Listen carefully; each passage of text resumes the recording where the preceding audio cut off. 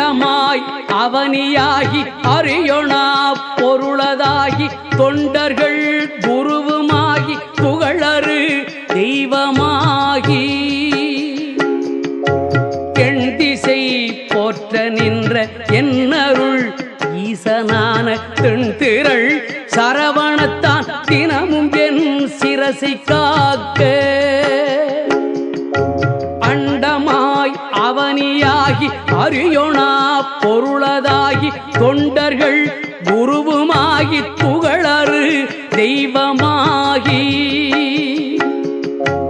எண் திசை போற்ற நின்ற என்னருள் ஈசனான தென்திரள் சரவணத்தான் தினமும் என் சிரசை காக்க